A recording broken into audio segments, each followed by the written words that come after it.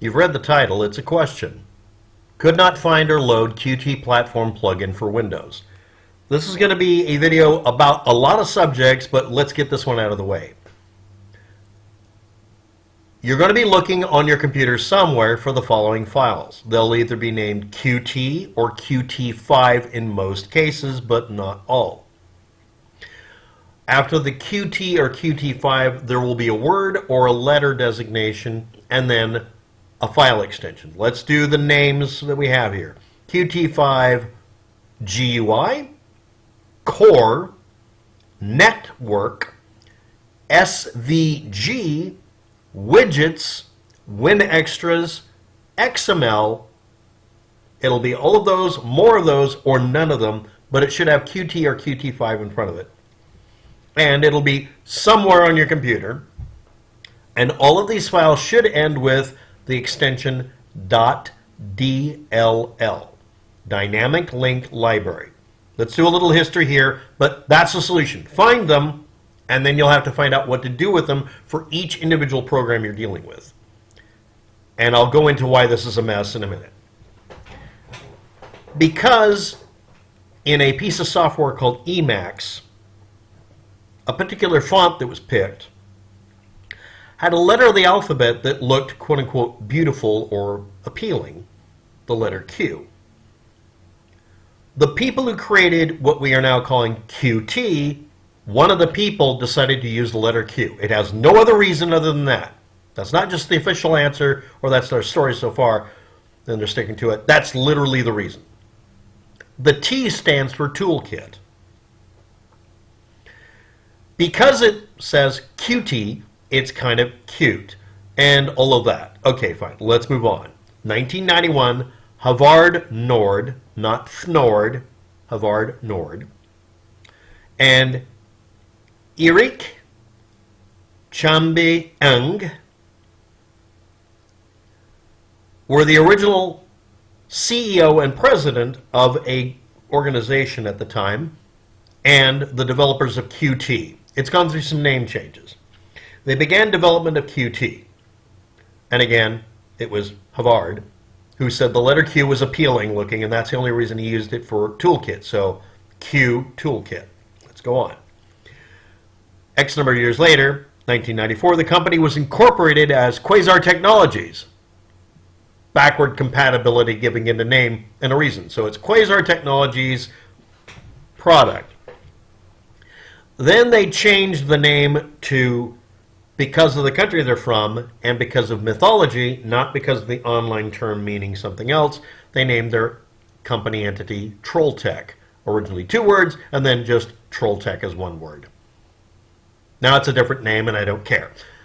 At that point, we have all of the goofiness and silliness you need to find in the programming universe, because a lot of us who write software or deal with computers make up mnemonic devices, and the easiest mnemonic device is a joke. That's why literally me and other programmers will say, okay, this piece of software is based on the joke that.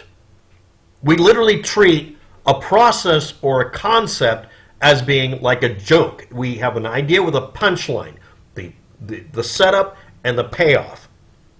A lot of us actually were stand-up comedians, apparently. Yes, I did, and there's no videos, so shut up. Let's move on. The toolkit was named Qt because the letter Q looked appealing in the Emacs typeface. Go look up Emacs, I'm not going to go into it. That's why if you look up Qt, the letter Q is usually in green because we are green screeners. You know, in the movie The Matrix, yeah, that was a thing. My history isn't... Let's move on. Let's not go over it. But anyway... And the T is just a plain T because it's just a toolkit. But it's the Q toolkit. Anyway, the first 2 versions of it were in 2 varieties. One was made for Windows, and one was made for the Unix-based platform, meaning it would work on Unix or Linux. Not aware of it, Linux was a way of breaking the stranglehold the Unix people had over whether or not you could do something on your machine by making a completely open version of it, like militantly open version of Unix. And now, the internet does not run on Unix, it runs on Linux. The geeks won. The one for Unix, Linux, etc., the open source stuff that you could then just turn into something that worked on everything if you knew how to do it, was called the X11 series. Go look up why. I'm not going to go into that. Let's move on. For the Windows, it came in 32 and 64-bit varieties. So you had to have a 32-bit and 64-bit version of each file in your Qt toolkit. The Windows Pro platform, however, was the one that you had to pay money for a proprietary license that had restrictions and rules on it, because that's the way the business universe worked. And to be blunt, if you made something open source, the reactionary nitwits in your company's law firm would flip out. So it had to have restrictions of some kind, mostly so it fit in with everybody else.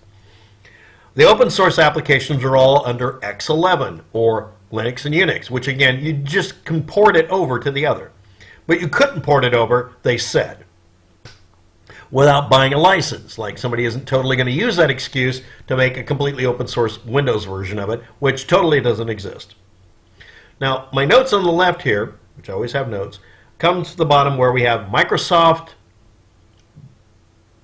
Visual C, or Visual Compiler, another acronym and letters and numbers thrown together haphazardly, and the documentations and links for that.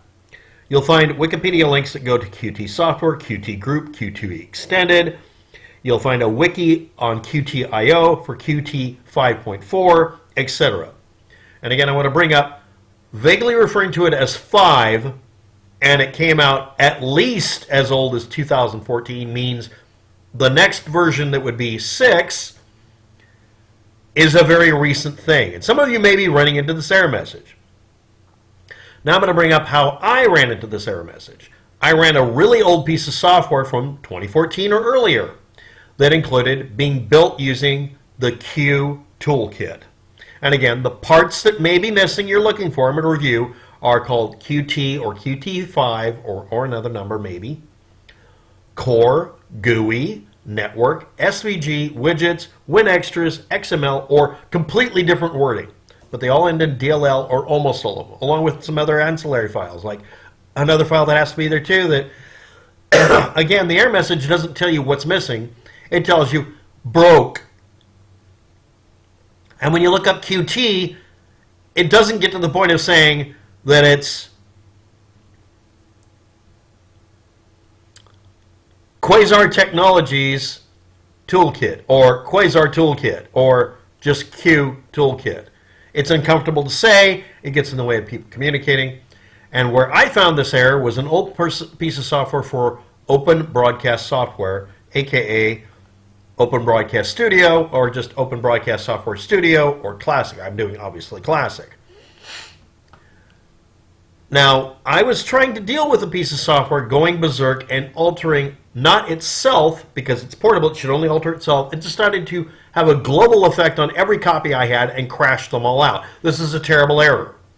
And I thought, okay, it's the Qt software not being installed into Windows, which is technically possible. Nobody does it.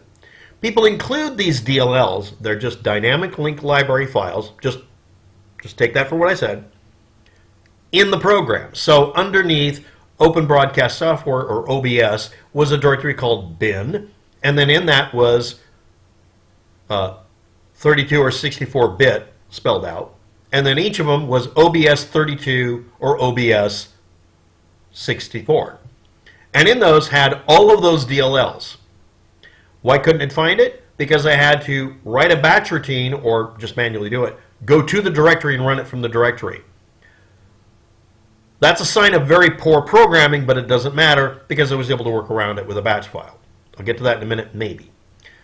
Open Broadcast Software has the ability to be installed on your computer, which means it integrates itself into the operating system, the registry, and can technically drag in the Qt files with it, which is bad because everybody who makes a new project using Qt wants to include their own separate version of it, the DLL files for Qt.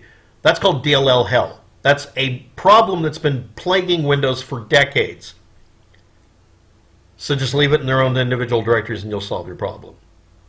All of this because I was trying to install the absolute latest version of OBS that would work on my computer, because I was hoping it'd have an extra feature, and it ended up almost completely destroying my operating system.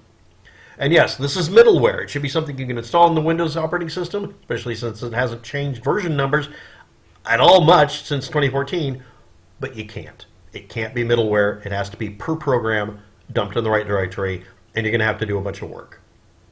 Thanks for watching. Have a good day. Good luck with that. That's literally the answer, that you're kind of on your own, and trying to look up questions and answers about it gets screwed up because the name is so damn generic looking, and people just refer to it the same way all the time instead of version numbers, that you forget that this has been around for over 10 years, a lot more, and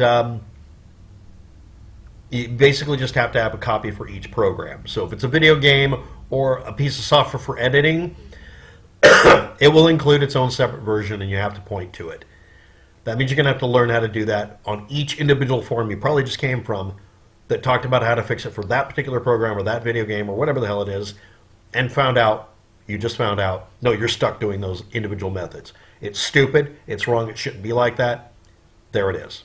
Thanks for watching. Have a good day. Good luck with that. You'll need it, because I did too. Sorry.